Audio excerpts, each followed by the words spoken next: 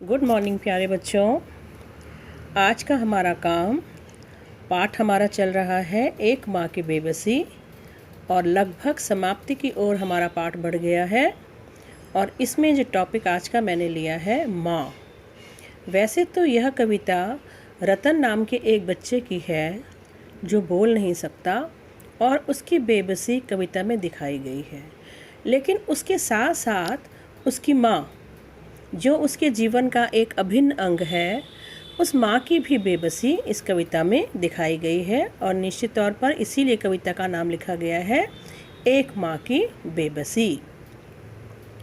तो ध्यान से आप सुनिए। याद आती रतन से अधिक उसकी माँ की आँखों में झलकती उसकी बेबसी। रतन की माँ की आँखों में किस तरह की बेबसी झलकती होगी, यह आज का पहला प्रश्न है। इसका उत्तर है रतन की माँ की आँखों में अपने बच्चे के ना बोल पाने की बेबसी झलकती होगी। कितना दुखी होती होगी वो जब सब बच्चों को देखती होगी, ये बच्चे कितनी अच्छी बातचीत करते हैं और भगवान ने मुझे ऐसा बच्चा कैसे दे दिया, इसका जीवन कैसे चलेगा, है ना। तो इसीलिए उसकी माँ बहुत परेशान होती थी। अब दूसरा प्रश्न है बच्चों, अपनी माँ के बारे में सोचते हुए नीचे लिखे वाक्यों को पूरा करो। पहला है इसमें, मेरी माँ बहुत खुश होती है जब मैं पढ़ाई करता हूँ या जब मैं पढ़ाई करती हूँ। मैंने बताया था आपको, इस समय आपका जो जीवन का समय चल रहा है वो पढ़ने लिखने खेलने कूदने और सीखने का समय है। तो निश्चित ही आपकी माँ उस समय आपको देख के सबसे ज़्यादा खुश होती होगी जब वो आपको बहुत अच्छे से पढ़ाई करते हुए देखती होगी। अगला है बच्चों, माँ मुझे इसलिए डांटती है क्योंकि मैं शरारती हूँ। माँ आपकी शरारत से तो परेशान होती है, लेकिन माँ को ये चिंता सताती है हर समय कि कहीं आपको चोट ना लग जाए, कोई आपका नुकसान ना हो जाए, तो इसलिए माँ आपको आपके शरारती होने पर डांटती भी है। अगला है, मेरी माँ चाहती है कि मैं बड़ा होकर डॉक्टर बनूं। ठीक है, हर माँ की इच्छा होती है कि उसकी माँ उसका बच्चा बड़ा होकर के डॉक्टर बने। और अगला है बच्चों, माँ उस समय बहुत बेबस हो जाती है। कब माँ बेबस होती है? जब मैं बीमार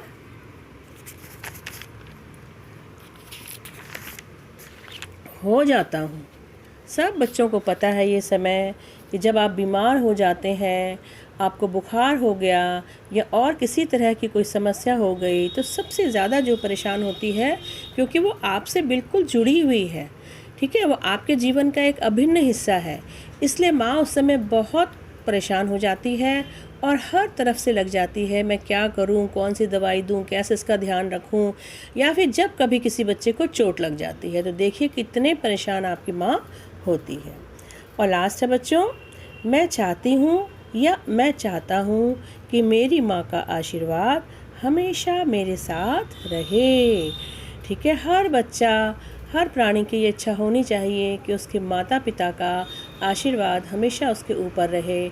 इसके लिए आप उन्हें हमेशा खुश रखें। और मैंने आपको आपकी ऑनलाइन क्लास में भी बताया था कि दिन से लेकर रात तक आप सोते समय ये ज़रूर सोचिए कि आज आपने अपने बड़ों के लिए क्या काम किया है। आप ये तो देखते हैं कि वो सारा दिन आपके लिए काम करते हैं, लेकिन एक बार मनन करिए अपने मन में कि आज मैंने दूसरों के लिए क्या किया, अपने माता पिता के लिए मैंने क्या ऐसा छोटा सा भी कोई काम किया है जिससे उन्हें मैं खुशी दे सकूं।